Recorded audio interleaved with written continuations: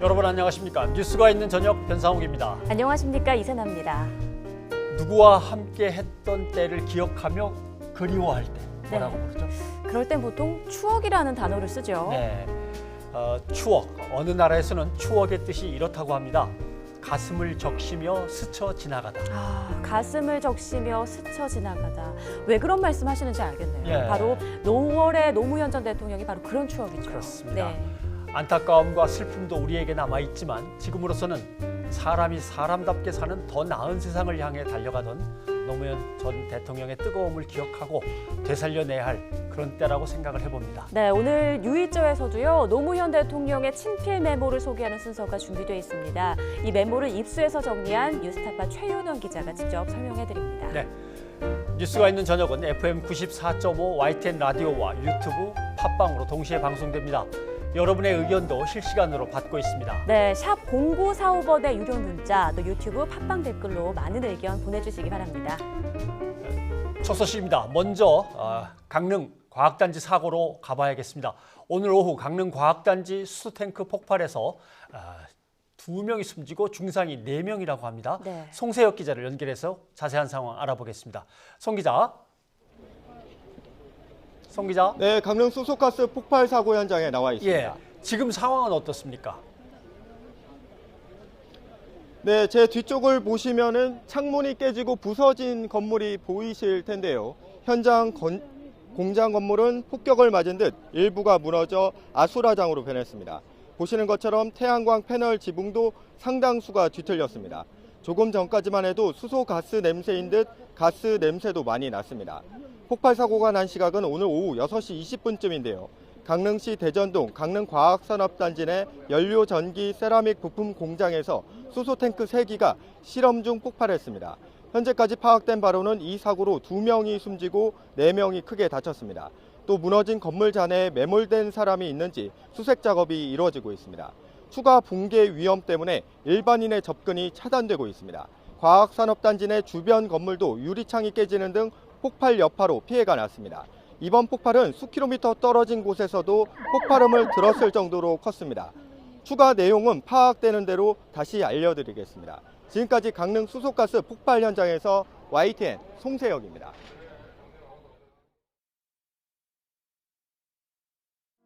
가는 배요 가는 배요 언제 우리 다시 만날까 꿈임없이 고 노무현 전 대통령의 서거 10주기를 맞아서 많은 추모객이 봉화마을을 찾았습니다. 10년이란 꽤 긴 시간이 흘렀지만 추모객들은 저마다의 방법으로 노 전 대통령을 기억하려 애썼습니다. 오태인 기자가 다녀왔습니다. 봉화마을이 노랗게 변했습니다. 10년 전 오늘도 지난해 오늘도 봉화는 똑같이 노랗게 물들었습니다. 한 사람을 위해 수만 명의 마음이 하루 날을 잡아 모였습니다. 노란 풍선은 노 전 대통령의 성을 딴 상징색입니다. 다른 손에 쥔 하얀 국화에는 수줍은 그리움을 담아 고인에게 바칩니다. 다시 시간이 되고 기회가 되면 와서 추모식은 더 이상 안 한다고 하니까 오늘 했던 것처럼 국화꽃 참배도 하고 자주 찾아뵙는 걸로 추모를 할 예정입니다. 바뀐 게 별로 없습니다. 노무현 전 대통령 말입니다. 사진 속이지만 여전히 너털 웃음으로 방문객을 맞이합니다. 그래서 더 슬픕니다. 청년이 가장이 된 만큼의 시간, 똑같이 자랄 아이들에게 그분과의 사진을 추억으로 남기고 싶습니다. 뜻깊은 날 가족들과 함께 좋은 자리에 함께 참석하고 싶어서 휴가도 내고 이제 아이들이 커가면서 이 사람 사는 세상을 실천할 수 있도록. 노 전 대통령이 생전 좋아했던 별명은 바보입니다. 그래서 실례인 줄 알지만 우리는 그를 바보 노무현이라 불렀고 스스럼 없이 그 바보를 좋아했습니다. 고 노무현 전 대통령을 기억하는 17,000여 명의 추모객들은 10년째 한결같이 노 전 대통령의 정신을 다시 한번 새겼습니다. YTN 오태인입니다. 오늘 열린 추도식에는 노무현 전 대통령과 재임 시절을 함께하며 한미 동맹을 다졌던 조지 부시 전 미국 대통령도 참석했습니다. 네, 또 그 밖에 정관계 주요 인사들이 참석해 노 전 대통령의 뜻을 기렸는데요. 이어서 최기성 기자가 전해드립니다. 최고기온이 30도까지 치솟았지만 노무현 전 대통령 추도식 현장엔 시민 2만여 명이 빼곡히 들어찼습니다. 여야 지도부와 문희상 국회의장을 비롯해 이낙연 총리와 노영민 대통령 비서실장 등 정관계 인사들도 총 집결했습니다. 노 전 대통령 장남 건호 씨는 아버지가 민주주의에 대한 가치와 신념으로 정치적 삶을 채웠다면서 모든 국민에게 감사드린다며 고개를 숙였습니다. 아버님은 민주주의 가치에 대한 신념으로 정치적 삶을 채우셨습니다. 깨어있는 시민 그리고 그들의 조직된 힘에 대한 믿음은 고인께서 정치를 포기하지 않도록 하는 신조였습니다. 재임 시절 노 전 대통령을 여러 차례 만나 인연을 맺었던 조지 부시 전 미국 대통령은 노 전 대통령이 국익을 위해 모든 일을 마다치 않았다면서 인권을 위해 헌신했던 인물로 기억했습니다. As I painted President No, I thought about his commitment to human rights. I painted a kind and sympathetic man. And today I pray that his vision for human rights in Korea will extend north across the border.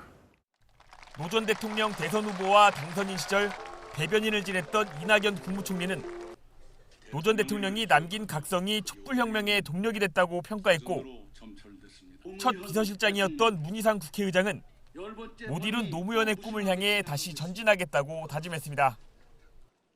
그래도 저희들은 그 길을 가겠습니다. 대통령님을 방해하던 잘못된 기성 질서도 남아 있습니다. 그래도 저희들은 멈추거나 되돌아가지 않겠습니다.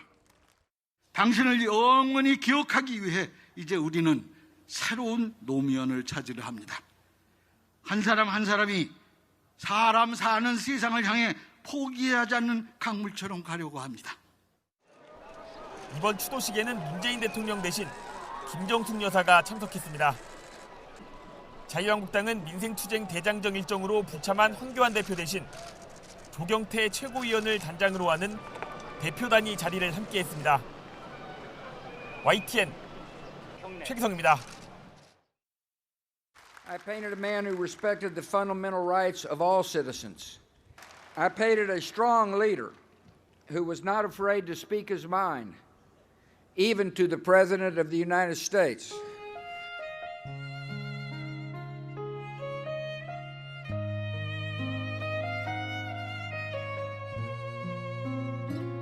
Found the President to be an easy man to talk to. He expresses his opinions very clearly and it's easy to understand. 많은 국가정책적인 문제에 대해서도 합의에 도달했지만 더욱 중요한 것은 부시 대통령과 제가 서로 신뢰할 수 있게 되었다는 것이 가장 큰 소득이라고 생각합니다.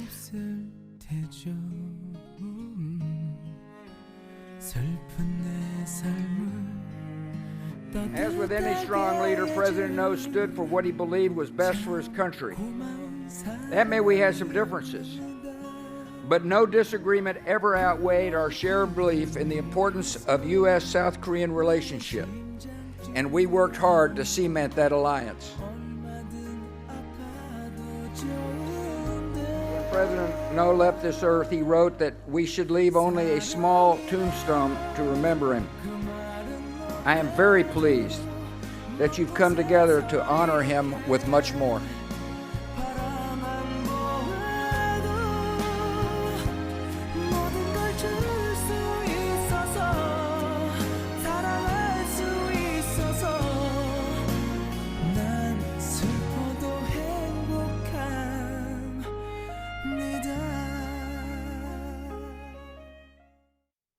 네. 다음 소식입니다. 이 장외투쟁을 이어가고 있는 자유한국당이요. 오늘 강원도 산불 현장을 찾았다가 피해 주민들로부터 거센 항의를 받았다고 합니다. 실질적인 대책은 내놓지도 않고 정치권이 싸움만 하고 있다는 거죠.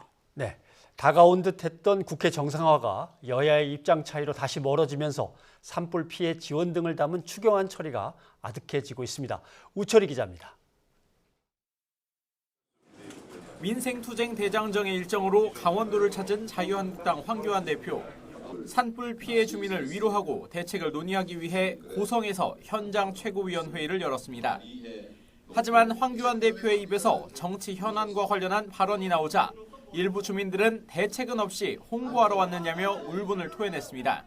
원수막이 산불 화재 피해 주민들을 위해서 만든 거지 이게 무슨 한나라당 최고위원입니까? 완전 그걸 중심으로 하시면 열받게 만들잖아요. 야, 피는 사람들이 얼마나 많은데 지금 한나라당 지금 뭐 한국당 선전만 하고 있어요. 그 말이 안 되죠. 한국당은 실질적인 피해 보상액을 높이는 쪽으로 빠르게 진행하려면 국회가 열려야 한다면서도 정작 여당이 제 역할을 못하고 있다고 책임을 돌렸습니다. 여당이 여당 같은 여당이 아니라 야당 같은 여당을 하고 있는 거 아니냐. 정말 이 국정에 대해서 책임감을 갖고 여당이 하고 있느냐 묻고 싶습니다. 이에 여당인 더불어민주당은 한국당의 조건 없는 국회 복귀를 거듭 촉구했습니다. 발목 잡기만을 일삼고 시급한 민생 추경을 방해하는 건 제1야당의 책임 있는 자세가 아니라는 겁니다. 자유한국당이 민생을 이유로 장외로 나섰다면 이제 주저없이 민생을 위해 국회로 돌아와야 합니다. 그것이 국민의 뜻입니다. 바른미래당은 민주당에겐 백기투항을 요구하면 협상이 되겠느냐, 한국당에겐 받을 수 없는 제안을 거두라고 싸잡아 비판하면서 지도부 담판으로 문제를 풀자고 제안했습니다. 정치 공방은 이미 지난 한 달 상호 간에 원 없이 했으니 이제 서로 한 발씩 물러서서 국회 정상화를 위한 중지를 모아야 할 때라고 생각합니다. 다시 만나 끝장 토론을 해서라도 산불 피해 주민들은 문재인 대통령과 이낙연 국무총리를 비롯해 정치권의 잇따른 방문 뒤에도 전소주택에 1,300만 원, 반파주택에 650만 원 지원 등 쥐꼬리만한 대책만 내놓고 있다며 제대로 된 보상을 요구하고 있습니다. 하지만 여야는 산불 피해 복구와 경기 부양 등 추경의 쓰임새와 액수를 둘러싼 엇박자 속에 국회 파행까지 계속되면서 논의 자체가 멈춘 상태입니다. 국회가 어렵사리 열린다 하더라도 추경안이 통과돼 산불 피해 주민들이 실제 체감하기까지는 적지 않은 시간이 걸릴 전망입니다. YTN 우철입니다. 자유한국당 강효상 의원이 한미 정상 간의 통화 내용을 밝히면서 논란이 일고 있습니다. 처음에는 미국 외교 소식통이라고 했는데 이를 전달한 사람은 현직 외교관으로 드러났습니다. 네, 공익 제보라고 주장한 한국당에 맞서서 청와대는 이건 국가기밀 누설이다라고 일축했고요. 외교부는 해당 외교관에 대한 징계 절차에 착수했습니다. 한현희 기자가 전해드립니다. 지난 9일 자유한국당 강효상 의원은 기자회견을 열었습니다. 트럼프 대통령이 5월 하순에 일본을 방문한 뒤에 잠깐이라도 한국을 방문해 달라, 한국을 들러달라 이렇게 제안을 했다고 합니다. 한미 정상 간 전화 통화 내용을 확보했다고 주장했는데 청와대는 즉각 반발했습니다. 무책임함뿐 아니라 외교 관례에도 어긋나는 근거 없는 주장에 대해서 강 의원은 책임을 져야 될 것입니다. 이후 감찰 결과 관련 내용을 전달한 사람은 주미 한국대사관 소속 A 공사 참사관인 것으로 확인됐습니다. 강 의원의 고등학교 후배인 A 참사관은 한미 정상 통화 다음 날인 지난 8일 통화 내용을 열람했고 통화 내용을 읽고 난 뒤 자신이 기억하는 대로 강 의원에게 관련 내용을 전했다고 시인한 것으로 알려졌습니다. 이 같은 감찰 결과에 대해 강 의원은 야당과 공무원의 입에 재갈을 물리려는 것이라고 비판했고 한국당 나경원 원내대표는 공익제보의 성격이 강하다고 주장했습니다. 이 정권의 굴욕 외교와 국민 선동의 실체를 일깨워준 공익제보 성격이 강하지 않나. 이에 대해 청와대 핵심 관계자는 조직 내부에서 벌어지는 부정, 비리를 외부에 알리는 것을 공익제보라고 한다며 정상 간 통화 내용은 이에 해당하지 않는다고 일축했습니다. 또 이번 사안이 한미 간의 신뢰를 깨는 문제가 될 수 있고 3급 국가 기밀에 해당하는 사안이 누설된 것은 한반도 안보 문제가 민감한 상황에서 악영향을 끼칠 수 있다고 강조했습니다. 이와 관련해 조사 중이라는 말 외에 직접적인 언급을 자제하고 있는 외교부는 징계 절차와 함께 법적 대응도 검토하고 있는 것으로 전해졌습니다. YTN 한현입니다. 선배님, 근데 만약 외교 기밀 누설이라면 예. 어떤 처벌을 받게 되는 건가요? 형법 13조에 있죠. 예. 외교상의 기밀을 누설한 자, 누설할 목적으로 기밀을 탐지하고 수집한 자는 5년 이하의 징역 또는 1천만 원 이하의 벌금에 처한다. 이렇게 돼 있습니다. 아, 그러니까 기밀 누설이라면 주고받은 사람 모두가 법에 저촉되는 그렇죠. 거군요. 예.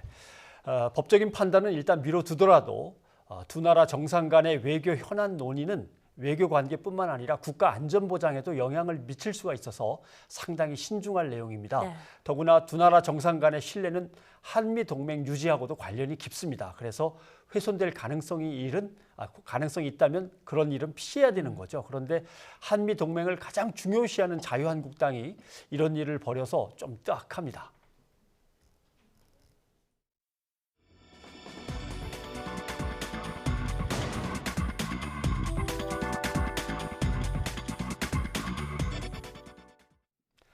이어서 브리핑이 있는 저녁입니다. 중요한 사건, 사고 소식을 이연아 기자와 함께 알아보겠습니다. 어서 오십시오. 안녕하세요. 안녕하세요. 자, 첫 번째 소식 열어보죠. 네, 유승현 전 김포시의회 의장 사건입니다. 예. 이 사건을 수사하고 있던 경기 김포경찰서는요, 아내를 골프채와 주먹으로 때려 숨지게 한 유 전 의장을 기소 의견으로 검찰에 송치했습니다. 유 씨에게 적용된 죄명이 변경이 됐습니다. 기존의 폭행치사에서 살인죄로 바뀐 겁니다. 네, 이에 앞서서 지난 17일 유 전 의장에 대한 영장 실질 심사가 있었는데요. 그때 모습을 드러냈었습니다. 유 전 의장의 모습 먼저 보시죠. 아내 폭행치사 혐의 혹시 인정하십니까? 아내 정말로 죽이려고 하셨어요? 폭행하실 때 사망하실 수도 있는지 모르셨습니까? 말다툼하다 죽이셨다 그랬는데 왜 싸우셨어요? 네, 이런 여러 가지 질문을 취재진이 던졌지만 답변이 없었습니다. 예. 그런데 살인 혐의 인정하냐라는 취재진의 질문에는 말은 없었지만 고개를 가로저으며 사실상 부인을 했었습니다. 네, 사실 고의성이 쟁점이었는데 살인죄로 결국은 일단은 변경이 됐군요. 네. 이 사건 다시 한번 좀 정리를 해주실까요? 네, 지난 15일 발생했습니다. 오후 4시 57분쯤에 김포시 자택에서 술 취해 53살 아내 A씨를 주먹과 골프째로 수차례 때려서 숨지게 한 사건인데요.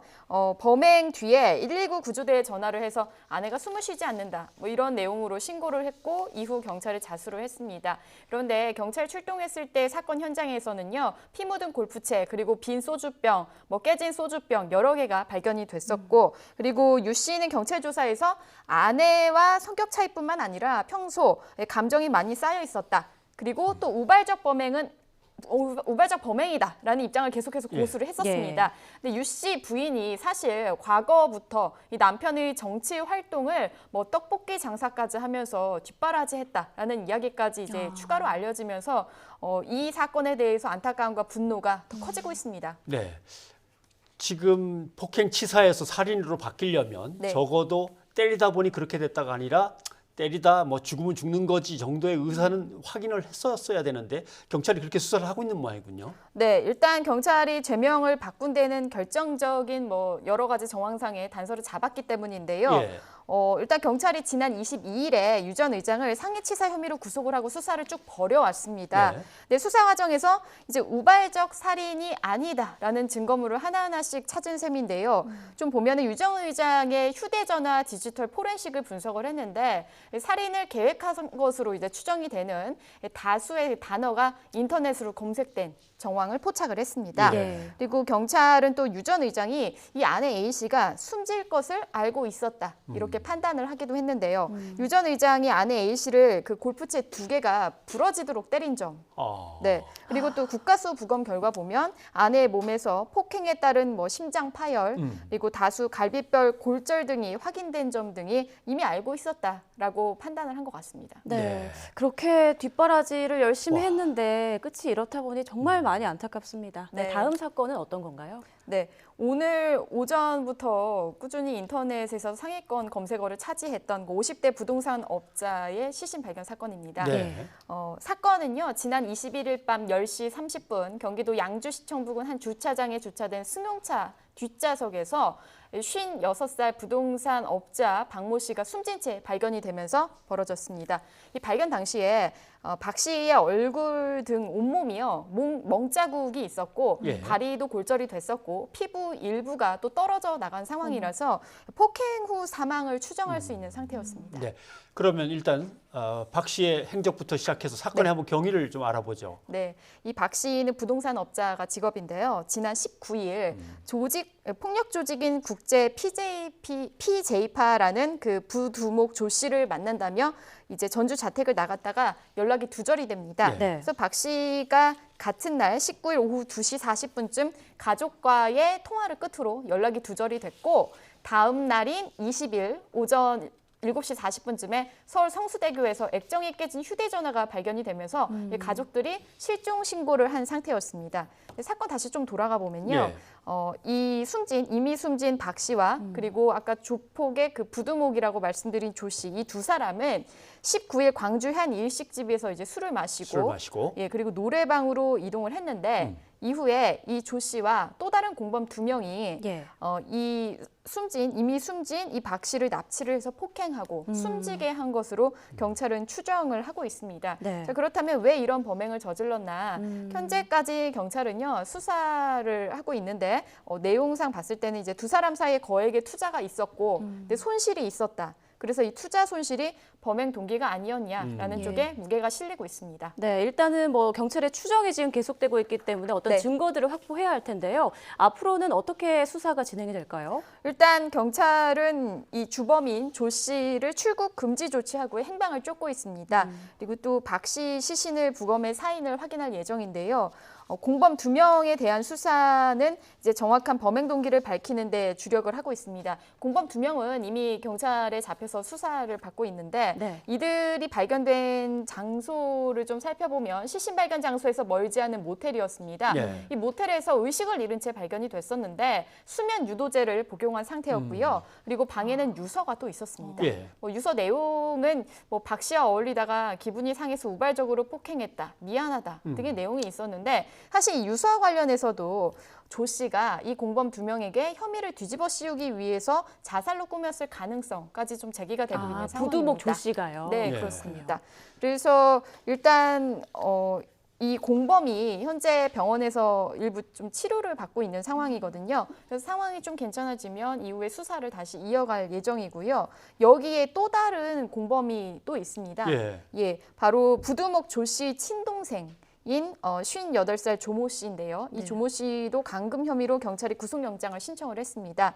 이 부두목의 동생의 혐의를 좀 살펴보면요. 지난 20일 새벽 1시쯤에 광주의 한 노래방에서 이 숨진 박 씨, 당시는 숨졌는지 여부는 이제 좀 더 수사를 해봐야겠지만요. 이 박 씨를 태우고 서울 강남구 논현동까지 운전한 혐의를 받고 있습니다. 네.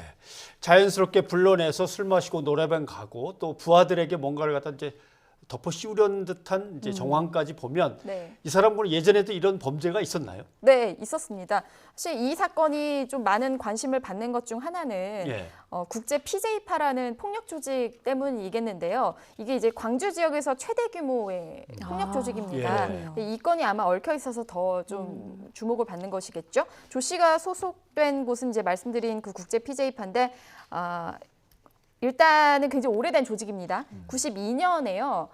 당시 이제 광주지검 검사였던 자유한국당 홍준표 전 대표가 이 국제 PJ파의 두목으로 38살 당시에 여모 씨를 지목해서 기소했었을 만큼 굉장히 오래된 조직입니다.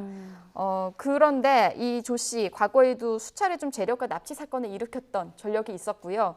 조 씨가 이제 가장 유명한 사건을 좀 말씀드리면은 2006년에 광주에서 벌어진 건설 사주 납치 사건이 있습니다. 이 사건 좀 간략하게 말씀을 드리면요. 광주의 한 호텔 사우나에서 당시에 이제 건설사 대표인 40대 남성을 전기 충격기로 위협을 해서 납치를 하고요. 5시간 넘게 차에 태워 끌고 다니면서 폭행한 혐의로 기소가 돼서 그 당시 이제 이 범행을 모두 저질렀던 조직원들이 실형을 선고받기도 했었습니다. 그래서 여기에 이제 국제 PJ파 조직원 10명 그리고 타 조직원 5명이 가담을 했었는데 조 씨는 이때도 바로 경찰에 잡히지 않았었습니다. 5개월간 도피 생활을 하다가 경찰에 붙잡혔었는데 관련해서는 계속 추가 취재를 해서 보도해드리도록 하겠습니다. 네, 알겠습니다. 이현아 기자 수고하셨습니다. 고맙습니다.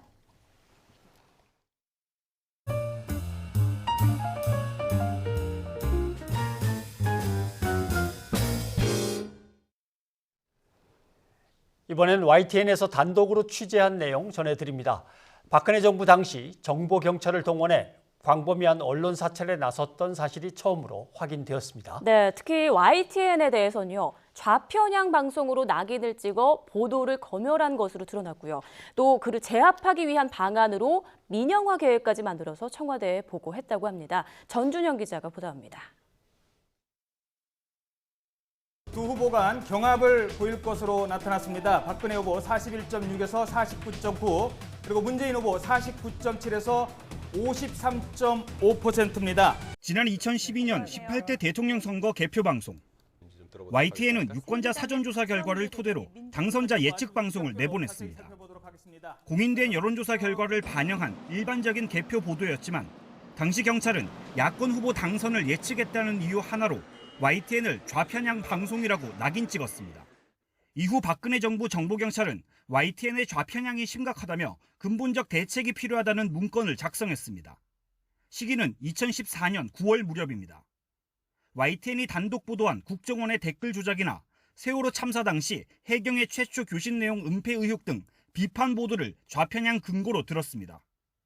언론의 정당한 권력 감시 역할을 두고 좌편향 기조가 노골화되고 있는 증거라고 낙인을 찍은 겁니다. 또 YTN 뉴스에 출연한 수많은 패널 가운데 지금은 민주당 국회의원이 된 이철희 당시 두문정치전략연구소장과 최창렬 용인대 교수의 출연을 문제 삼아 좌편향 근거로 드는가 하면 YTN 직원의 40%가 특정 지역 출신이라서 야권의 호의적이라는 허무맹랑한 논리도 만들어냈습니다. 저도 모르는 새에 어딘가에서 평가를 하고 이건 어떻게 보면 사상검열이잖아요. 개인적으로 좀 불쾌하고 또 다른 한편으로 보면 지금 시대에 저런 일이 있었다는 건 좀 황당하기도 하고 그렇습니다. 정보경찰의 불법 활동은 이 같은 방송 사찰과 낙인 찍기에만 머무르지 않았습니다. 당시 YTN 배석규 사장은 대외적인 존재감도 크지 않고 조직 장악력도 떨어져 한계가 있다며 보수 성향의 강단 있는 사장이 필요하다고 훈수를 둡니다. 또 낙하산 사장 반대 투쟁 과정에서 해고된 YTN 기자들의 복직 문제는 원칙 대응 기조를 유지해야 YTN 노조를 제어할 수 있다고 주문했습니다. 한 발 더 나아가 정보경찰은 YTN 등 언론사의 지배구조 문제를 구체적으로 거론합니다. YTN을 비롯해 KBS와 서울신문 등 정부 소유 언론사들은 경영진이 조직을 장악하는 게 쉽지 않아 좌편향이 심각하다며 YTN의 특단의 조치가 필요하다고 주문합니다. 특단의 조치란 YTN의 정부 지분을 팔아넘기는 민영화 전략으로 확인됐습니다. YTN의 정부 지분이 38%에 불과해 민영화 절차도 복잡하지 않다며 구체적인 전략까지 마련했습니다. 먼저 언론학 교수 등을 내세워 보도 전문 채널 지배 구조에 대한 문제점을 부각하는 등 사전 여론화 작업까지 깨알같이 조언했습니다. 이번에 확인된 YTN 사찰 문건은 단순한 동향 보고를 넘어 경영권 인사와 지배 구조 문제까지 다룬 방송 장악 종합판이나 다름없습니다. 당시 정보경찰은 이 같은 문건을 정책 정보라는 이름으로 포장해 청와대에 보고했습니다. YTN 전준영입니다. 네, 정보경찰에게 불법 정보를 수집하도록 지시한 혐의로 이병기 전 대통령 비서실장 등 박근혜 정부 청와대와 경찰 관계자 6명이 검찰에 송치됐습니다. 네, 그 6명이 누군지 말씀을 드리면요. 이병기 전 대통령 비서실장과 현기환, 조윤선 전 정무수석, 당시 청와대 비서관을 지낸 이철성 전 경찰청장과 구은수 전 서울지방경찰청장, 박화진 경찰청 외사국장입니다. 네, 이들은 자신들의 권한을 넘어 정보경찰에게 정치와 선거에 관여하거나 이념 편향적인 정보를 보고하게 한 혐의를 받고 있습니다. 네, 이번에는 시청자 여러분이 보내주신 문자를 좀 소개해 드릴까요? 네, 2236님이 보내주신 문자인데 고 노무현 전 대통령 서거 10주기에 삼가 고인의 명복을 빕니다. 세월이 변해도 추모 분위기는 변하지 않습니다. 이렇게 보내주셨군요. 정말 많은 분들이 오늘 추모하는 마음으로 하루를 보내고 계실 텐데 선배님께서도 기자 생활 정말 오래 하셨잖아요. 노 전 대통령 취재하거나 한 적 있으실 것 같은데 어떠신가요? 단독 인터뷰가 2번 있었는데 다 노무현 전 대통령이 제일 초라할 때입니다. 선거에서 계속 낙방하고 있을 때. 그다음에 당내 대통령 후보 경선 9명이 출마했는데 9명 중에 9등할 때. 아, 그때 인터뷰를 하셨다고요? 인터뷰를 했는데 결국 9등에서 1등까지 올라가서 대선 후보가 되고 대통령이 되셨죠. 네, 개인적으로 이제 뵀을 때는 어떤 느낌이었나요? 뭐 다른 분들이 느끼는 거랑 비슷해요. 엄청 소탈하고 또 소탈하면서도 꼼꼼하고 그런 성격이었던 걸로 기억나요. 그러셨군요. 잠시 뒤에 이제 친필 메모 저희가 또 소개해드리도록 네. 할 거고요. 자, 끝자리 5992번 쓰시는 시청자분이 보내주신 메시지입니다. 강릉 사고도 혹시 안전불감증이 원인 아닌가요? 참으로 안타깝습니다. 라고 보내주셨습니다. 지금 2명이 숨지고 4명 중상으로 알려져 있는데 참 이게 사실 큰 사고들 보면 인재인 경우가 참 많았잖아요. 지금 그것 때문에 다들 긴장하고 있는 예. 건데 또 어떤 형태로 사고가 난 건가 다시 한번 현장을 연결해서 네. 더 들어온 소식들을 저희가 살피겠습니다. 네. 자, 혹시 최근에요, 선배님 예. 가스 검침 받으신 적 있으신가요? 예, 한 2-3번 정도 기억나네요. 네, 예. 여성인가요? 주로 예. 예, 여성들이 오던데. 그렇죠. 이게 아무래도 여성 혼자 있는 경우에는 이제 낯선 남성에게 문을 열어주기가 꺼려지잖아요. 그렇죠. 그래서 네. 그런 건데요. 그런데 문제는 이렇게 고객들을 위해서 여성을 검침원으로 보내는데 오히려 이분들이 성추행을 당하는 경우가 있다고 합니다. 예.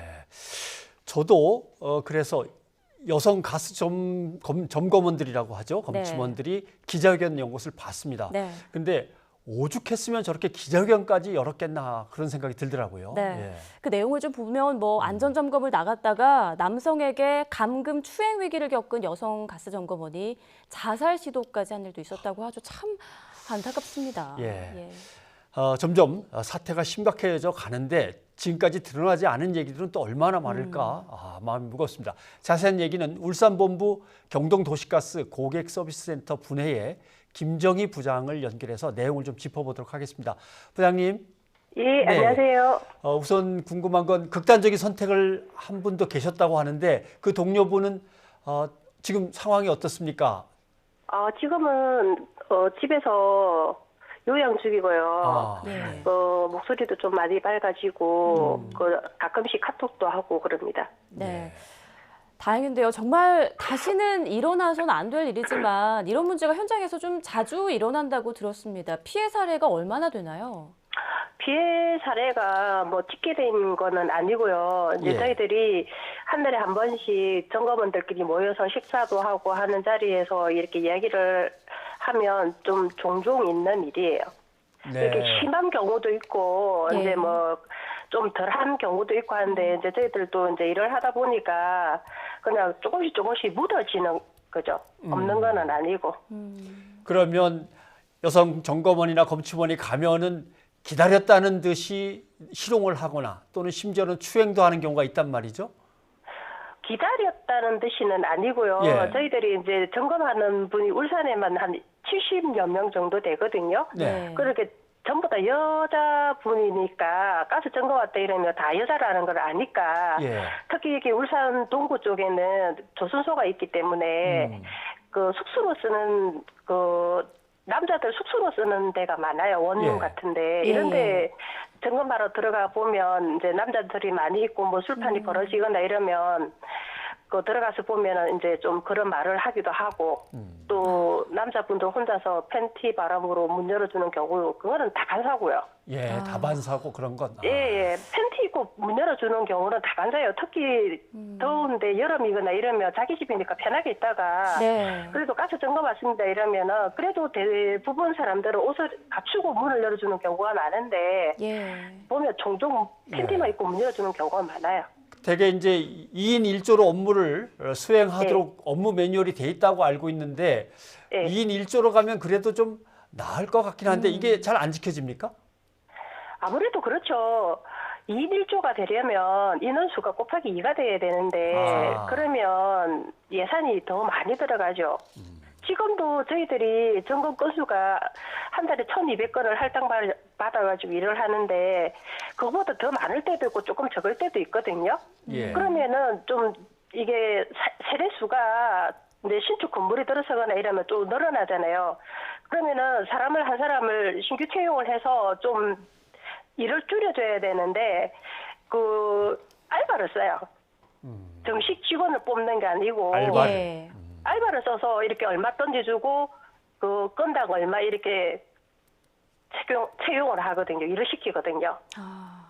그런데 이게 여성 가스 점검원들이 이렇게 위험하지만 업무를 수행할 수밖에 없는 이유가 어떤 임금과 관련이 있어서 그렇다고 하더라고요. 지금 시스템이 어떻습니까? 저희들이 근로계약서에 보면 8시간 일하는 시간으로 일하는 직원이거든요. 네. 그런데 일을 시키는 거는 도급으로 시켜요. 도급. 건수를 저희들이 1,200건을 제가 할당 받는다 했잖아요. 네. 그러면 그 1,200건 중에서 97%를 완료를 해야 100% 월급을 받고 97%를 완료를 못했을 때는 1%에 5만 원씩 삭감이 돼요. 그렇기 때문에 점검을 반대도 갈 수밖에 없고요. 또 그 금액을 포기를 한다 하더라도 회사에서 계속 압박 문자가 와요. 네. 본인이 뭐 점검을 몇 프로 했다, 뭐 며칠 남았다, 마감 날이 며칠 남았다, 뭐 또 지금은 안 그런데 옛날에는 저희들이 교육을 들어 사무실에 회사에 들어가면 빔을 싸요. 누구는 몇 프로 달성을 못했다. 그러니까 그게 압박이 참 커져. 네. 노조는 지금 안전대책 네. 마련하라고 하면서 지난 20일부터 파업에 들어가신 걸로 저희가 알고 있습니다. 예. 요구사항이 뭔지 노조의 요구사항을 좀 구체적으로 지금 얘기를 좀 해주시죠. 예, 그 가스 안전점검하러 들어갔을 때 2인 1조를 운영하라. 예. 그다음에 제가 아까 말씀드린 갠 할당 97%를 폐지해달라. 그다음에 가스 안전점검을 예약제로 실시해달라. 그리고 또 성범죄자 특별관리 세대를 점검원에게 고지하라. 그리고 저희들을 그 점검은 좀 저희들이 안 가는 걸로. 예. 남자분들이 점검을 갈 수 있게끔 해달라는 거죠. 네, 알겠습니다. 김정희 부장님, 오늘 도움 말씀 고맙습니다. 예, 감사합니다. 고맙습니다. 예.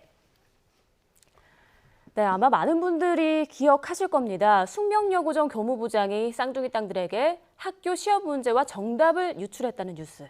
네, 어떻게 교육자로서 그럴 수가 있을까 이런 생각도 들었고, 그리고 딸들은 아버지 그러시면 안 됩니다라고 왜 말을 못했을까? 그렇죠. 우리 사회가 뭐 그런 건 기대하기에는 이미 너무 멀리 가버린 걸까 이런 생각했습니다. 네, 그런데 그 교무부장 아버지는 결국 1심 재판에서 징역 3년 6개월을 선고받았습니다. 네. 교무부장이 유출한 문제와 정답으로 딸들의 성적이 오른 사실이 충분히 인정된다고 본 거죠. 또 교육에 대한 신뢰를 상당히 떨어뜨렸다고 인정한 겁니다. 강희경 기자가 보도합니다.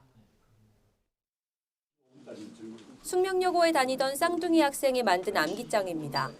전교 1등을 했던 2학년 1학기 기말고사 12개 모든 과목에 정답이 적혀 있습니다. 시험지 한쪽에는 문제풀이 대신 아주 작은 글씨로 정답만 나열돼 있습니다. 같은 학교 교무부장이던 아버지 A씨가 시험 문제와 정답을 미리 유출해 쌍둥이 딸들에게 건넸다는 혐의의 핵심 증거들입니다. A씨는 수사와 재판 과정 내내 혐의를 부인했지만 1심 재판부의 판단은 달랐습니다. 혐의 계속 부인해왔는데 억울한 점 있으시나요? 그래서 나중에 말씀드리겠습니다. 법원은 업무방해 혐의로 기소된 A씨에게 징역 3년 6개월의 실형을 선고했습니다. 재판부는 먼저 A씨가 정기고사 답안의 결재권을 갖고 있고 시험지 보관 금고의 비밀번호를 아는 만큼 접근성이 충분하다고 봤습니다.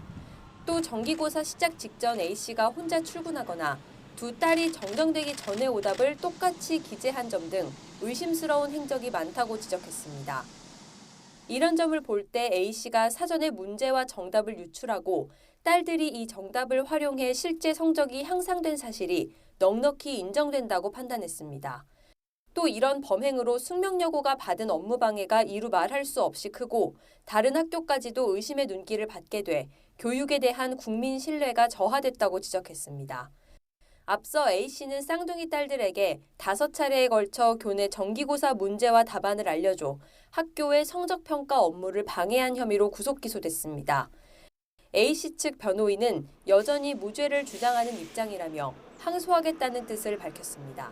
YTN 강희경입니다. 명지학원이 빚을 갚지 못해 파산 신청을 당했습니다. 네, 명지학원이라면요. 이 명지대와 명지전문대 또 명지초중고까지 운영하는 그 학교 법인이잖아요. 그렇죠. 예. 역사로는 70년이 됐고요. 유치원부터 대학까지 보유한 대형 학교 법인이죠. 학생 수가 2만 6천여 명, 교직원 수도 2,600명에 달하는 그런 재단입니다. 아니 그런데 어떻게 파산 신청까지 하게 된 건가요? 명지학원이 2004년에 실버타운을 분양했습니다. 여기에 골프장을 지어서 실버타운에 들어오면 무료로 이용할 수 있도록 하겠다고 광고를 했는데 골프장을 짓지 못하게 되면서 2009년에 손해배상 소송을 당했죠.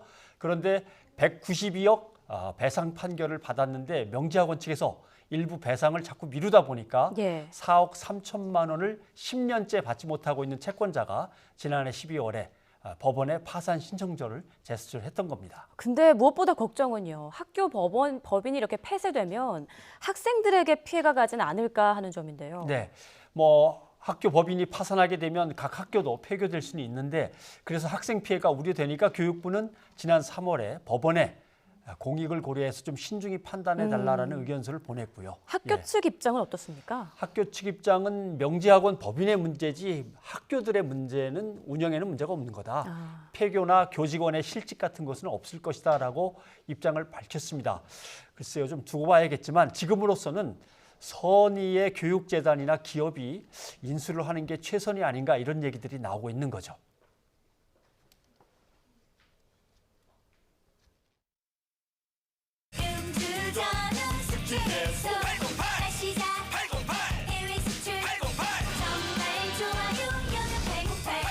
신제품 여명천사. 여명천사? 정말 좋아요. 난 투모로우 바이 투게더를 내가 원하는 대로 보지. 심쿵하는 춤동작을 나만의 앵글로 골라보고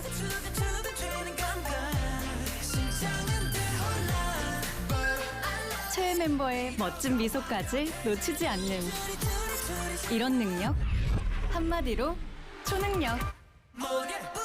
원하는 뷰를 내 마음껏 골라보는 당신의 초능력 KT 5G. 신용을 지키지 않는 사람들로 빛을 잃어가는 우리의 사회. 고려 신용정보가 밝히겠습니다. 당신의 희망찬 미래를 위해 고려 신용정보. 오늘 오후 강릉 과학단지에서 수소탱크가 폭발해 2명이 숨지고 4명이 부상을 입고 1명이 매몰 중인 사고가 발생했습니다. 첫 소식으로 전해드렸는데 지금 상황은 어떤지 다시 한번 연결해 보겠습니다. 박석영 기자. 네, 전국부입니다. 네, 지금까지 들어온 추가 소식 좀 전해주시죠. 네, 먼저 사고 현장을 보면서 설명을 좀 드리겠습니다. 지금 공장 건물이 폭격을 맞은 것처럼 무너져서 주변이 완전히 아수라장이 됐습니다. 또 계속 보시면은 건물 유리창이 모두 깨진 모습도 볼 수 있습니다. 강원 강릉시 대전동 강원 테크노파크 강릉 벤처공장에서 수소탱크가 폭발한 건 오늘 오후 6시 20분쯤입니다. 이 사고로 40대로 추정되는 2명이 숨졌고 43살 김모 씨 등 4명이 부상을 입어 병원으로 옮겨졌습니다. 애초 3명이 숨진 것으로 전해졌는데 사망자는 2명으로 재확인됐습니다. 또 1명이 매몰돼 현재 소방당국은 인력 150여 명과 장비 40여 대를 동원해 구조 작업을 벌이고 있습니다. 하지만 붕괴 위험이 있는 데다가 날까지 어두워지면서 작업이 쉽지 않은 상황입니다. 또 추가 폭발의 위험이 있어서 현장에 취재하기 위해 모인 기자들도 안으로 들어가지 못하도록 통제하고 있습니다. 소방당국은 현재 대응 2단계를 발령했습니다.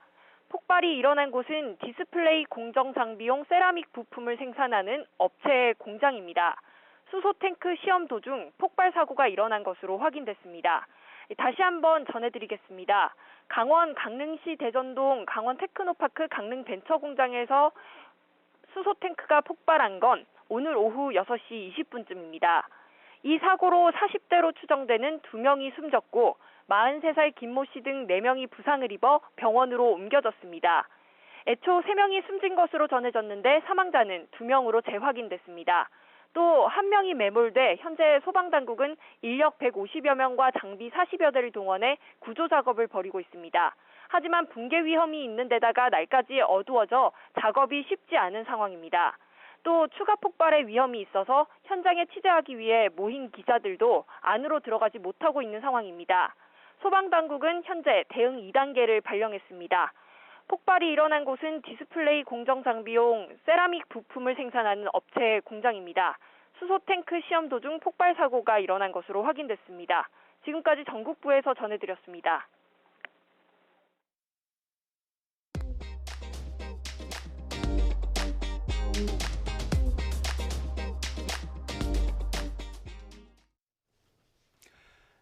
네, 노무현 전 대통령 서거 10주기의 즈음에 친필 메모가 공개됐습니다. 이 시간에는 취재 기자로부터 자세한 얘기를 들어보겠습니다. 뉴스타파의 최인원 기자가 오늘 자리에 나와 있습니다. 어서 오십시오. 네, 안녕하세요. 이게 언제 작성된 것이고 입수하게 된 경위는 어떻게 됩니까? 예, 노무현 전 대통령의 재임 기간인 2003년부터 2008년까지에 작성된 메모입니다. 마지막으로 작성된 메모는 퇴임을 열흘 앞둔 2008년 2월 15일에 작성된 메모이고요. 그 뉴스타파는 국가기록원에 정보공개 청구를 통해 친필 메모를 입수했습니다. 예. 이번에 공개된 자료들은 과거 2차례 회의에서는 비공개로 결정이 됐었지만 네. 지난 1월 19일에 있었던 공개 재분류 심의에서는 공개로 전환되었기 때문에 26일에 홈페이지에 공개됐습니다. 재분류 심의의 결과로 나왔군요. 예, 맞습니다. 266건. 예, 이게 기록에 닿습니까? 이번에 공개된 것은 이게 전부이고요. 예. 그 국가기록원에 따르면 아직 공개되지 않은 친필 메모도 더 있다고 합니다. 예. 그래서 추후 심의 과정을 통해서 공개될 예정이라고 밝혔습니다. 대통령이 직접 현장에서 쓴 메모는 공식 문서와는 또 어떻게 다른 가치가 있을까요? 예, 본인의 생각을 자유롭게 이렇게 기록한 것이기 때문에 주요 국정 현안이나 핵심 정책 결정 과정에서 예. 대통령이 고민하신 내용 또는 심경 등을 가감없이 알 수 있다는 점에서 큰 의미를 지니고 있다고 평가받고 있습니다. 예. 그 전진한 대통령 기록관리 전문위원회 설명을 한번 들어보시겠습니다. 근데 이 친필 기록들은 사실 굉장히 중요합니다. 보고하는 과정이나 또 지시하는 과정에서 그분이 여러 가지 이제 메모를 남겼기 때문에 그 메모를 보면 당시에 그 중요한 전국마다 어떤 생각을 가지게 됐는지를 엿볼 수 있게 되고 또 이게 소위 말하는 과거의 조선시대의 사관들이 사초를 썼던 거랑 거의 같은 효과를 가지고 있는 것입니다. 그리고 또 그분의 또 글씨를 통해 가지고 당시에 어떤 것들을 고민하게 됐는지도 알 수 있게 되고요. 그래서 저는 대통령 기록 중에 가장 어쩜 중요한 부분이 아닌가 그렇게 생각하고 있습니다. 예. 노무현 전 대통령의 메모 꼼꼼하게 열심히 하시는 걸로 유명했죠. 예. 예. 그 노무현 전 대통령님은 그야말로 메모광이셨다고 예. 합니다. 그 이번에 공개된 메모에도 보면 해외에 머무시는 그 호텔 메모지에 메모를 적어서 남기신 것도 공개되었는데요. 예. 아침에 출근한 참모들에게 전날 저녁에 작성한 메모를 주시면서 한번 확인해 보라고 그런 지시도 하셨다고 합니다. 윤태영 전 청와대 대변인에게 당시 상황을 한번 들어보겠습니다. 대통령님이 메모광이셨어요, 사실은. 그래요? 엄청난 메모광이세요. 그러니까 이렇게 회의장에 이건 대부분 회의장에 앉아서 하신 메모 같은데 네. TV 보다가 저건 뭘까? 저건 더 내일 아침 지시해서 저게 어떻게 된 경위인지 알아봐야 되겠다. 그다음에 갑자기 든 좋은 아이디어 이런 게 떠오르면 또 메모해서 다음 날 아침에 저희가 출근했을 때 이거 그러면 무슨 수석실에다가 넘겨가지고 이런 아이디어는 어떤지 검토해봐. 이거. 226건, 266건. 네, 66건입니다. 계속 그 안에 파묻힌 채로 읽고 내용을 파악한 다음에 또 분류를 했어야 될 거 아니에요? 네. 어떤 생각이 들던가요? 처음에는 대통령님의 필체가 익숙치 않아서 아하. 이게 무슨 글씨인지 잘 파악이 안 됐었습니다. 예. 근데 반복해서 읽고 분류하면서 좀 익숙해지면서 속도가 나기 시작했는데요. 메모를 점점 읽으면서 대통령님의 이 목소리도 같이 매칭이 되기도 했었습니다. 예. 그 메모가 본인의 생각을 가감없이 적은 것들도 있지만 대부분은 다른 사람들이 한 말을 대통령이 받아 적고 예. 그 옆에 본인의 생각을 요약해서 써놓은 것인데요. 그 국민들의 말을 참 경청하는 대통령이셨구나 이런 생각이 들었습니다. 네. 가장 인상 깊었던 메모를 꼽는다면 어떤 걸 꼽을 수 있겠습니까? 제가 가장 인상 깊게 남았던 그 메모는요. 2004년 3월 11일 대통령 기자회견 시 남기신 메모인데요. 예. 검찰 관련 메모입니다. 다음 날은 국회에서 탄핵안 표결이 예정되어 있었는데 검찰의 그 대선 자금 수사 관련해서 불만을 표시하면서도 그 밑에는 검찰 지켜주자, 바로 세우자 이런 메모를 적으신 것을 보고 참 만감이 교차했습니다. 검찰한테 그렇게 시작부터 공격을 당했는데 예. 검찰을 지켜주자, 예. 바로 서야 될 거 아니냐. 예, 참 그런 것도 있군요. 예. 아무튼 저도 몇 가지 기억나는 것들이 있는데 그 메모 중에서 2004년 11월일 겁니다. 이제 지방자치단체장들하고 회의를 하고 그때 이제 답답하다. 이거 도저히 어려워서 안 되겠구나. 뭐 이런 것을 갖다가 쓰신 메모를 제가 기억에 남는 걸 봤습니다.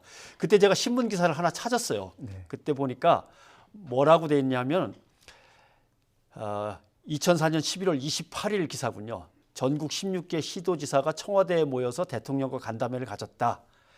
행사 시작 전의 분위기는 지역별로 엇갈렸다. 승자인 이명박 서울시장과 손학규 경기지사는 여유를 뽐냈고 심대평 충남지사 염홍철 대전시장은 패배의 쓰라림을 감추지 못했다.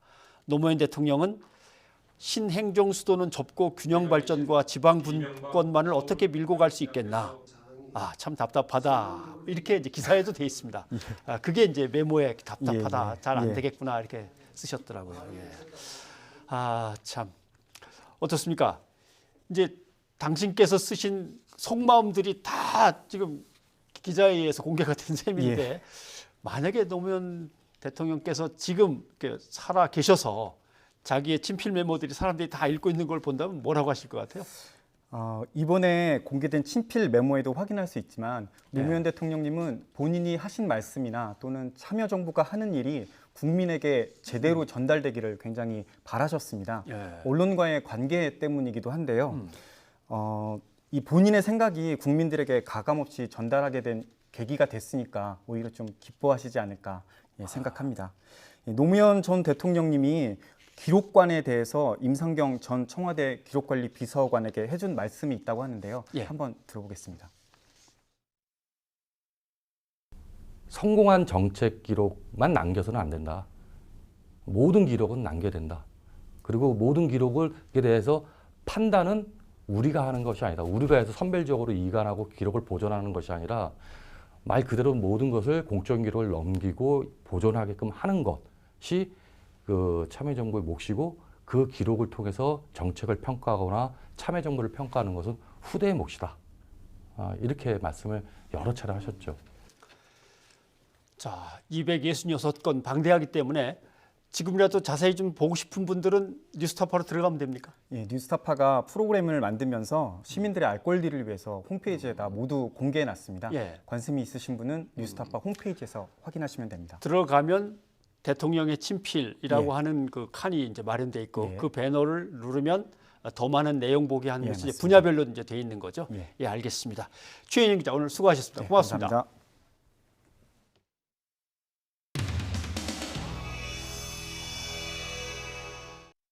추경 핑계 대지 마십시오. 퍼주기 추경으로 지금 대한민국 경제 더 어렵습니다.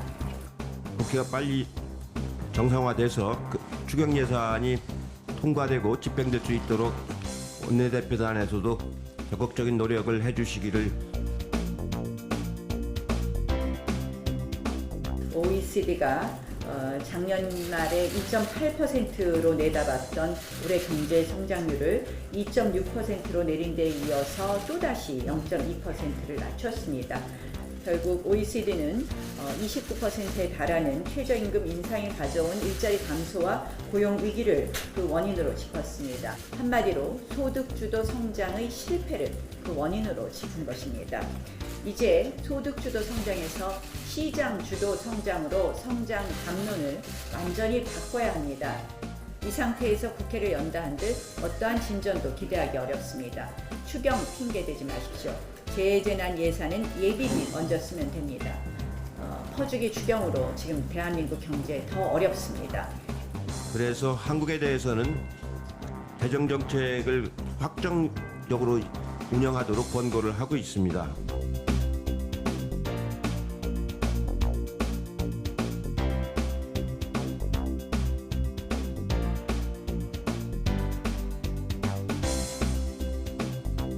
국회가 빨리 정상화돼서 추경 예산이 통과되고 집행될 수 있도록 원내대표단에서도 적극적인 노력을 해주시기를.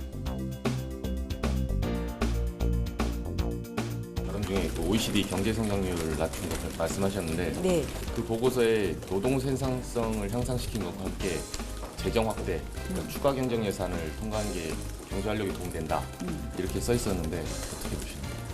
OECD에서 말하는 재정 확대라는 것은 그것이 실질적으로 경제에 활력을 줄 수 있는 재정 확대인데 이런 현금 살포성 복지 예산을 의미하는 것이라고는 생각하지 않습니다. 거기에 재정 확대가 필요하다는 부분은 저는 못 읽었습니다. 제가 발췌해서 읽었는데요. 실질적으로 재정 확대가 다음 소식입니다. 상하위 계층의 소득 격차가 정말 모처럼 개선된 걸로 나타났습니다. 그렇지만 긍정적으로만 해석할 수는 없어서 좀 분석이 필요하죠. 네, 이게 어떻게 된 건지 한번 들여다봤더니요.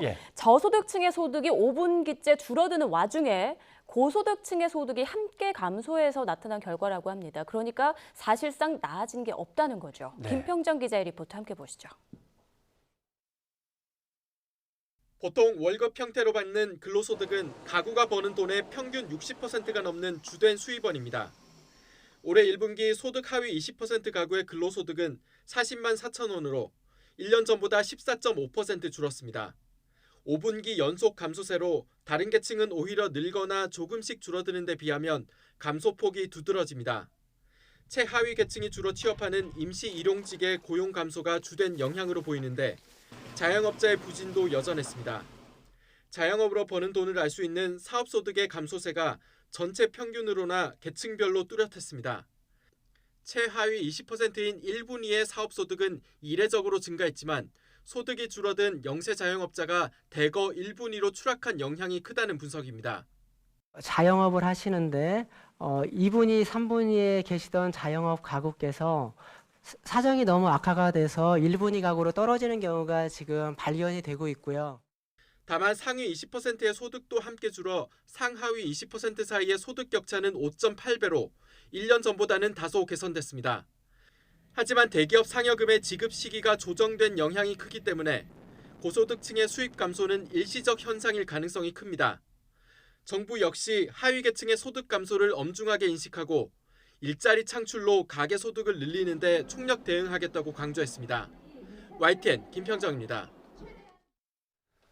서울 아파트 값이 28주 연속 하락했습니다. 한국감정원 자료를 보면 지난 20일 기준 주간 서울 아파트 값은 한 주 전보다 0.03% 떨어졌습니다.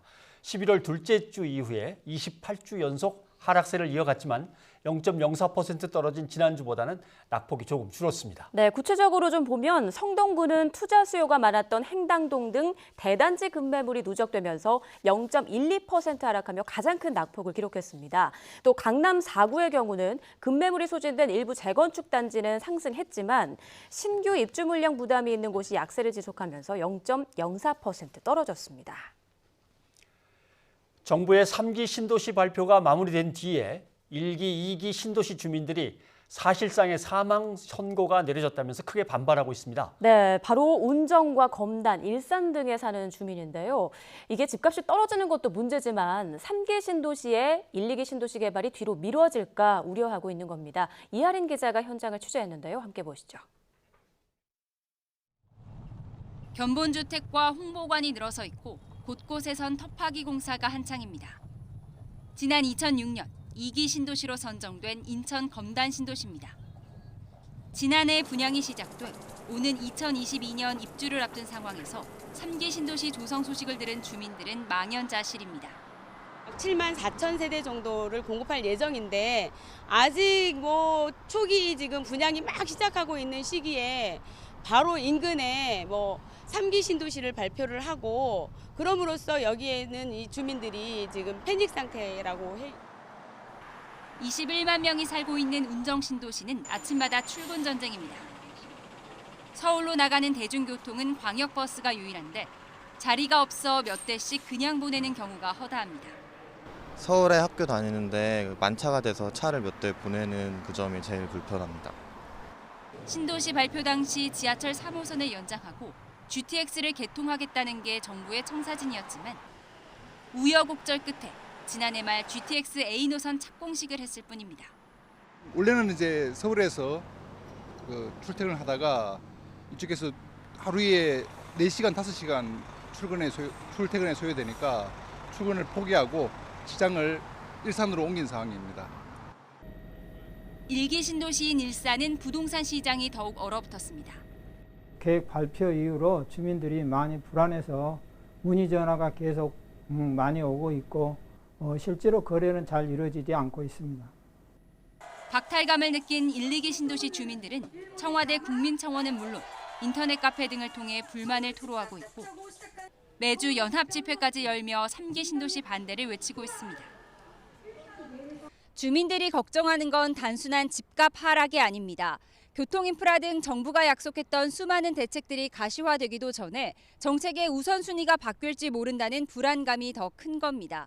서울의 집값을 잡겠다며 시작한 3기 신도시 정책이 애꿎은 기존 신도시 주민들에게 피해가 가지 않도록 좀 더 꼼꼼한 보완책이 필요한 시점입니다. YTN 이하린입니다.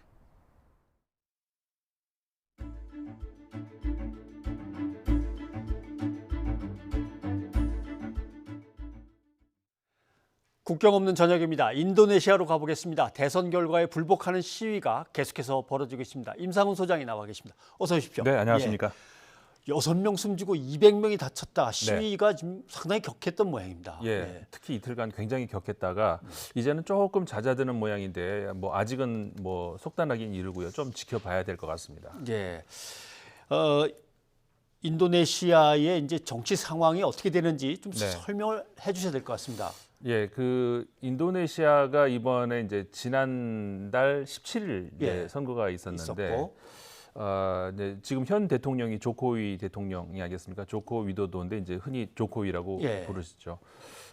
그 대통령이 지난 2014년에 대통령에 당선이 됐고, 굉장히 그 국제적으로 그 화제가 됐던 것이 사실 인도네시아 하면은 수하르토 대통령이 그렇죠. 굉장히 오랫동안 굉장히 오랜 기간 동안 장기 집권을 했고 그 장기 집권에 대한 평가는 뭐 굉장히 뭐라고 할까요? 상반되는 그런 평가가 있는데 뭐 확실한 것은 그 기간 동안에 인도네시아를 공업 중심의 국가로 바꾼 것은 확실하고요. 다만 인권 문제에 있어서 엄청나게 많은 그 뭐라고 할까요? 그 반대파에 대한 숙청 그다음에 그 알 수 없는 의문의 사망 이런 것들이 굉장히 많이 있어가지고 어떤 독재자 그다음에 어떤 인권 탄압한 대통령 이런 평가가 이제 같이 있었는데 그런 뭐라고 할까요? 그런 정치 분위기에서 처음으로 서민 중심에다가 좀 더 뭐라고 할까 진보 성향의 대통령이 당선이 됐었기 때문에 굉장히 이제 주목을 받았었는데 당시 대통령 선거 때 2014년에 그 라이벌이 누구였냐면은 바로 이번에 똑같이 다시 한번 리턴 매치가 된 건데 조코위 대통령하고 프라보워 그 야당 대표 두 사람. 근데 두 사람이 이 정치적 성향이나 출신 배경이나 이런 것들이 완전히 확연하게 달라가지고 이제 그 비교를 많이 하죠. 조코위 대통령 같은 경우에는 좀 전에 말씀드린 것처럼 서민 출신에다가 약간 상대적으로 좀 더 진보 성향. 뭐 정책적으로는 큰 차이는 없습니다만은 어쨌든 그 이미지나 뭐 이런 것들이 그렇게 반면에 프라보워 야당 후보 같은 경우에는 그 누구냐면 아버지가 전 재무장관이고요. 그다음에 그 장인이 바로 수하르토 대통령이죠. 그리고 본인은 군 장성 출신이고, 내가 굉장히 그 엘리트 집안이라고 할 수가 있는 그런 출신이고, 그래서 이 지지자층도 완전히 다르죠. 특히 이제 서민층에서는 조코위 대통령을 지지를 하고, 그다음에 이제 그 좀 보수 진영이라고 할까요? 뭐 이런 쪽에서는 그리고 인도네시아가 워낙에 대규모 큰 이슬람 국가 아니겠습니까? 그렇죠. 전 세계에서 가장 큰 이슬람 국가인데 이슬람 그 신자들 중에서도 특히 강성 이슬람 신자들로 갈수록 이 프라보워 야당 후보를 더 지지하는 그런 성향이 있고요. 그다음에 그러니까는 그 완전히 그 두 사람의 정치적인 배경이라든가 그다음 출신 배경이라든가 지지 세력이라든가 이런 것들이 이제 확연하게 구분되는 그런 상황에서 리턴 매치에서 또 한 번 이번 선거에서도 조코위 대통령이 공식적으로 승리한 것으로 발표가 된 거죠. 인도네시아는 총선 치르고 네. 그다음에 이제 대선을 바로 치르게 돼 있지 않습니까? 예, 동시에. 총선 결과는 어떻게 돼 있죠? 총선 결과도 완전히 확실하게 이제 발표되지는 않았는데 예. 이게 이제 워낙에 이제 그 인도네시아는 발표까지가 이제 오래 걸리기 때문에 근데 네. 총선도 역시 그 사실 그 투쟁 민주당이라고 이름이 그 조코위 대통령의 소속 정당이 그런데 예. 그 한 정당이 아니라 그 여러 정당 10개 정당이 연합을 해서 이제 연합 여당으로 구성이 되어 있거든요. 예. 물론 야권도 그렇지만 이제 그 연합 여당에서 승리할 것으로 이제 지금 그 전망이 예상이 되고 있고요. 인도네시아가 왜 이렇게 개표를 하는데 오래 걸리냐? 뭐 우리가 짐작할 수 있듯이 워낙 많은 섬, 뭐 17,000개의 섬 아니겠습니까? 그렇죠. 그리고 예. 피선거권, 그러니까 저 선거권자, 예. 유권자가 1억 뭐 9천만이 넘으니까요. 그렇죠. 한 인구가 2억 5천 된다 그렇죠. 그러는데 2억 6천 정도 유권자만 되는데 해도 엄청나군요. 그렇죠. 그러니까는 단일 선거 규모로는 뭐 전 세계에서 최고일 것 같다. 그 한 하루에 그 대선과 총선과 지방의회 선거와 그러니까는 그 유권자들은 5개의 용지를 가지고 예. 들어가서 선거를 하거든요. 이게 아마 전 세계에서 최초가 아닐까 싶은데요. 땅 면적만 해도 뭐 우리나라의 8배, 9배 된다는데 그게 또 무지하게 많은 말씀하신 대로 섬으로 돼 있고. 그렇죠. 예. 이 동쪽 끝에서 서쪽 끝까지가 그 시간대가 3개나 있는 그 어마어마한 5,000km 거리거든요. 예. 그러니까 이걸 집계하는 데가 엄청나게 시간이 많이 걸리기 때문에 그러는 건데 예. 그래서 이제 대선 결과는 지금 공식적으로 발표가 됐죠. 예. 조코위 대통령이 당선이 됐다라는 걸 발표됐고 총선도 아마 그렇게 나올 것 같습니다. 예. 하하. 그러면 지금 불복 시위는 뭐 도저히 선거 개표 결과를 못 믿겠다는 겁니까? 사실은 이게 그 지난 2014년 대선 때도 야권의 그 불복 그 선언이 있었거든요. 예. 그러면서 이게 선거의 이후에 어떤 그 소송전까지 가고 결국 헌법재판소까지 갔다가 야권이 패소를 했었죠. 예. 근데 그게 이번에 또 재판되는 것 아니냐 이런 이제 평가가 나오는데 이번에는 우리 초반에 말씀하신 것처럼 불복 시위로까지 번지면서 네. 사망자까지 발생하는. 네. 근데 이제 이게 그 현재 인도네시아 그 대선 이후로 벌어지는 일들 중에서는 확실한 게 도무지 하나도 없어 보입니다. 예. 지금 이 불복 시위라는 것도 좀 이상한 부분이 있는데 뭐냐면은 자카르타에서 이제 시위가 벌어졌는데 네. 자카르타 시민, 그러니까 그 안에서 수십 명이 체포가 됐거든요. 그 안에서 자카르타 시민이 별로 없어요. 그 어디 외지에서 이렇게 온 시민들이고 그다음에 이 총으로 맞아서 사망한 사람이 생겼는데 예. 경찰은 총을 소지한 적이 없어요. 그러면 이게 누구 총이며 어디서 온 사람들이며 예. 이게 그러니까는 그 여권을 중심으로는 이게 뭔가 기획된 그러면 야권이 동원한 거 아니냐 이런 그렇죠. 의심을 하는군요. 그런 의심이 지금 나오고 있다는 것이죠. 뭐라고 할까 불법 선거가 많이 뭐 있었다 이런 것들도 이제 마찬가지인데 이것도 조작의 어떤 그 의심이 너무 많이 가는 게 많이 있고 예. 현재로서는 그러니까 좀 정확하게 드러난 게 아무것도 없다 네. 이렇게 볼 수가 있습니다. 그러면 여권의 입장에서는 절대로 불법 선거는 아니니까 그렇죠. 뭐 불복은 인정할 수 없겠다는 것이고 그렇죠. 시위는 그럼 앞으로 계속 잦아들까요? 야권은 어떻게 나갈까요?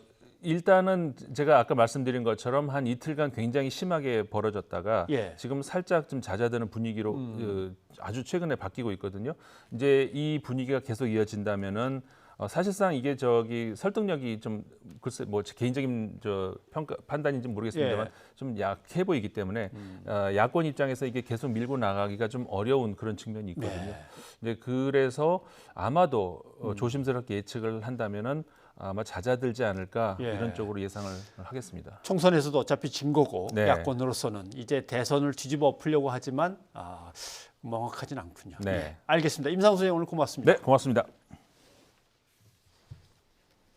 네, 이번에는 시청자 여러분이 보내주신 문자를 좀 소개해드릴까 합니다. 끝자리 0734번 쓰시는 시청자분. 노무현 전 대통령 서거 10주기 대한문 시민분향소가 23일에서 25일까지입니다. 많은 시민들 오세요라고 보내주셨네요. 네, 2750님 어린아이만 많이 낳으라고 하면 안 되죠. 힘들다고 자기 자식도 이렇게 숨지게 하는데라고 예. 써주셨는데 아마 어제 저희가 보도해드린 또 그 전에 보도해드린 의정부. 그런 사건들 때문에 그러시는 것 맞습니다. 같습니다. 네, 오늘 준비한 순서는 여기까지입니다. 저희는 내일 다시 찾아뵙겠습니다. 여러분 고맙습니다. 고맙습니다.